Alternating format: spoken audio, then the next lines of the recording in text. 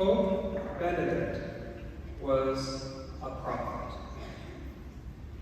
When he became Pope in 2005, the first thing he said was that the biggest threat the 21st century would have to face would be relativism. Boy, was he right. As relativism has been destroying our civilization because it seeks to destroy truth. Thank God we have this reminder of the celebration of the Epiphany. Because we are called to be like the wise men, to always celebrate and defend the truth. Most people don't even know what Epiphany means. Epiphany is, again, this celebration of Jesus revealing himself to the world through the wise men. And the first reading elaborates the joyful celebration of the reality of the light of God now with us. The wise men celebrated and welcomed this light. Herod did not. He did not because he knew, whether he admitted it or not, that his life was full of darkness. The most deplorable behaviors that were decried by his contemporaries and by historians. His behaviors were dark because they were all based on lies. Lies, now more than ever, are the greatest weapons of mass destruction. As sycophants, more than ever before, are creating oppression, division, and dysphoria where it did not exist, because they want to dismantle our military, our churches, destroy our families, our freedoms, our individualism. Lies destroy. And we don't have to look farther than our own lives to reflect on those times we allow lies to cause damage on our lives, our relationships. But as if that wasn't enough, the worst part about lies is that because they attack truth, they attack God. Because Jesus would say in his ministry, I am the way, the truth, and the life.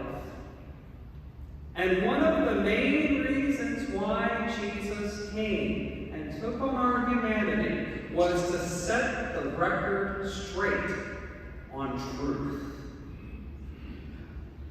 Now, as terrible as Herod's reaction was to the arrival of Jesus, the reaction of the scribes and the chief priests was arguably worse.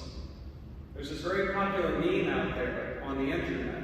It's called, "You had one job," and then it shows how they failed to do that one job.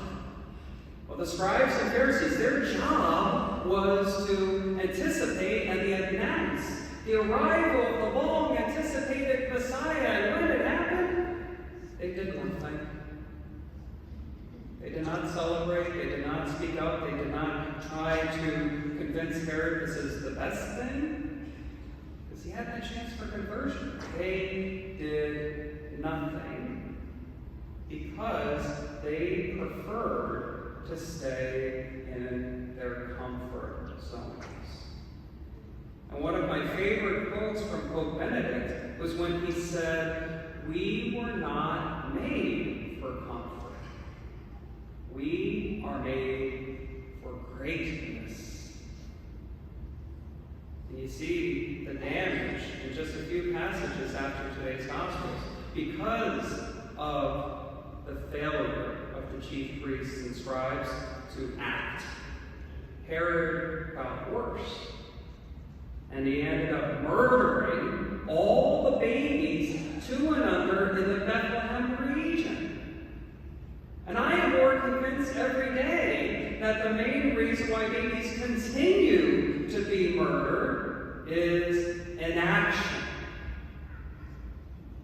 we cannot be inactive anymore.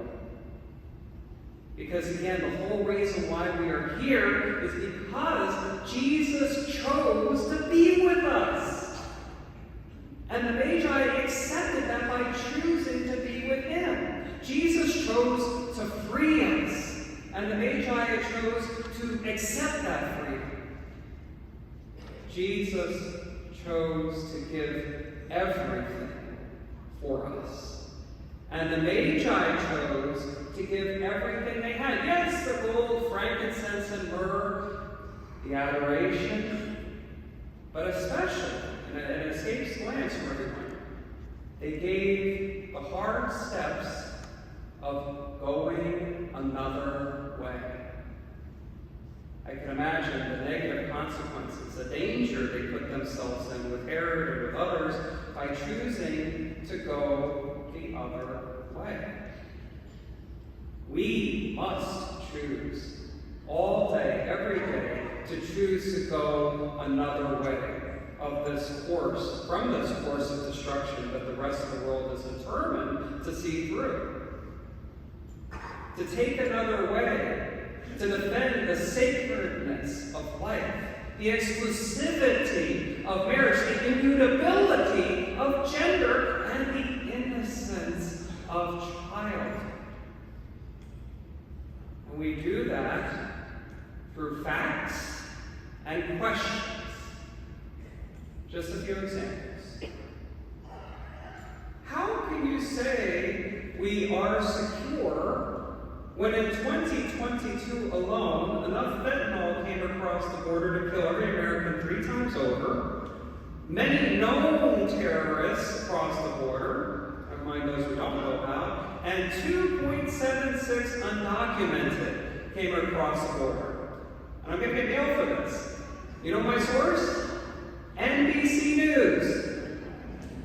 See how powerful that can be? Facts. Questioning. How can you say we are free when people are getting arrested for praying in the silence of their hearts? How can you say that the law in Montana was struck down, the Born Alive bill, because that doesn't happen when in just 5 states in the last few years, 100 babies were born alive in attempted abortions and left to die?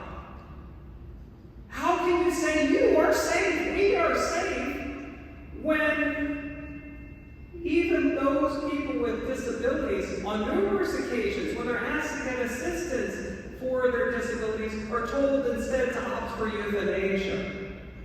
And doctors are bragging about it.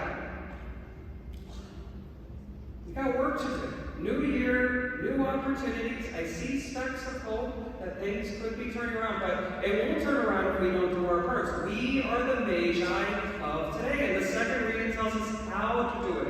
Use your unique gifts. Recognize Jesus is with you, telling you this is the time to bite your tongue. This is the time to speak up. This is how you speak up. We will open eyes. We will open hearts. But most especially, our words and actions will express the very last words of Pope Benedict.